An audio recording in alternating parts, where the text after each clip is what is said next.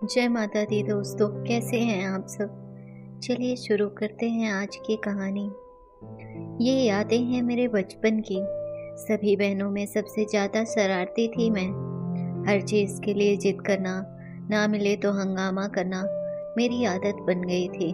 गलती करने पर जब माँ मेरी पिटाई करती तो मैं पूरे घर में भागती फिरती और बचाओ बचाओ चिल्लाती रहती।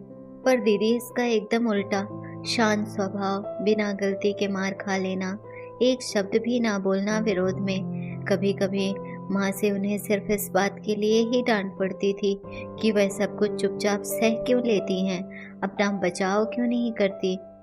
एक बार जाड़ों के समय में माँ गर्म कपड़ों को धूप दिखा रही थी। माँ का एक कार्डिगन जो दीदी को बहुत पसंद था उठाकर पहन लिया उन्होंने। अब मैं शैतान जो ठहरी, कुछ ना कुछ शरारत तो करती ही थी। सो मैं वह कार्डिन जो दीदी ने पहना हुआ था पकड़कर खींचने लगी और जिद करने लगी कि मुझे ये पहनना है। माँ आई और मुझे रोता हुआ देखकर पीट दिया दीदी को। वो कुछ भी ना बोली, चुपचाप मार खाती रही। अक्सर लोग कहते थे कि छोटी तो बहुत तेज है, बड़ी थोड़ा डरपोक है। माँ इस बात से थोड़ा चिंतित रहती थी। बात उन दिनों की है जब मैं 8 साल की थी और दीदी मुझसे 2 साल बड़ी। गर्मी की छुट्टियाँ शुरू हो गई थी। हर साल छुट्टियों में हम नानी के घर जाते थे, पर इस बार माँ की तबीयत खराब होने के कारण नहीं जा पाए। थोड़े दिनों तक तो खेल में व्यस्त रहे हम बहनें, पर धीरे धीरे ऊबने लगे। बाहर जाने की चाहत बढ़ने लगी और हमने जिद पकड़ ली कि नानी के घर ना से ही मौसी के घर तो जा सकते हैं। हमारी चचेरी मौसी का घर हमारे घर से करीब 3 किलोमीटर की दूरी पर ही था। दूरी तो काफी थी, पर गली गली होते हुए हम अक्सर माँ के साथ पैदल ही चले जाया करते थे। माँ ने अस्वस्थ होने के कारण जाने से साफ मना कर दिया, पर मैंने हंगामा शुरू कर दिया, रोना चिल्लाना पैर पटकना।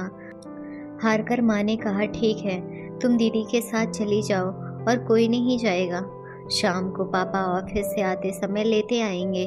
बस मैं रोना धोना बंद कर झटपट तैयार होने लगी।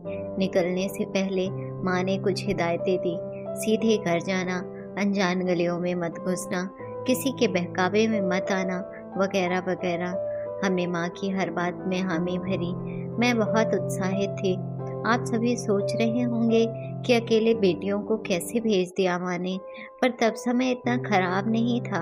हम अक्सर अकेले आया जाया करते थे, तो माँ भी निश्चिंत रहती थी। और बच्चे, वो तो केवल 3 चीजों से ही डरते थे, भूत से, चोर से और झोली वाले बाबा से जो बच्चा चुराते थे। माँ की हिदायतों के साथ हम दोनों बहनें निकल पड़े घर से। जून का महीना, दोपहर का समय, सभी अपने अपने घरों में बंद।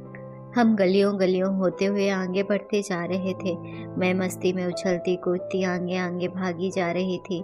बड़ी होने के नाते दीदी बार बार मेरा हाथ पकड़ने की कोशिश करती, कभी साथ साथ चलती, कभी पीछे पीछे।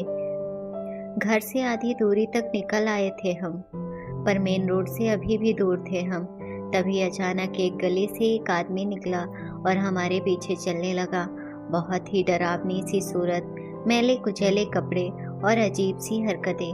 दीदी ने अपने कदम तेज कर दिए। उसकी भी चाल बढ़ गई। दीदी ने मेरा हाथ कसकर पकड़ा और दूसरी गली में घुस गई। वो आदमी भी उसी गली में पीछे पीछे आ गया।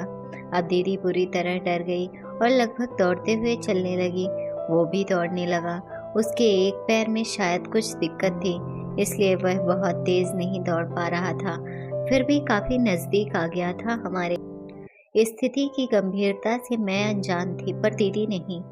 जब गली लगभग समाप्त होने को थी और मेन रोड सामने नजर आने लगी, तब दीदी जान लगाकर चिल्लाई, डीनू भाग। और ये आवाज, ऐसा लग रहा था जैसे मेरे कानों में ना जाकर सीधे पैरों में घुस गई।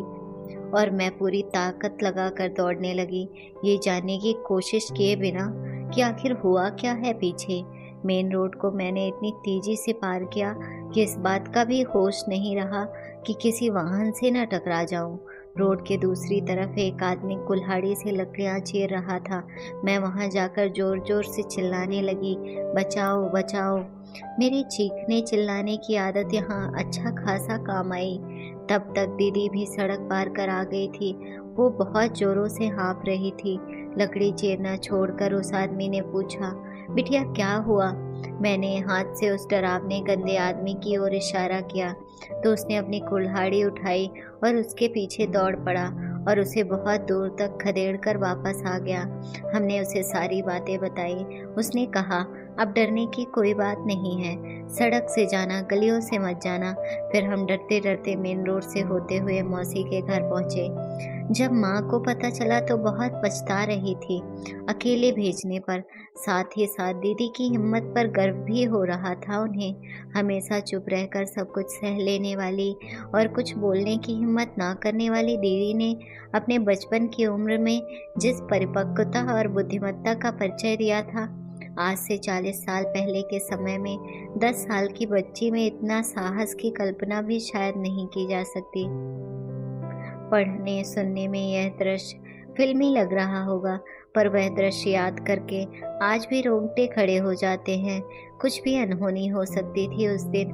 उन्होंने ना सिर्फ मुझे बचाया, खुद भी बचकर आ गई।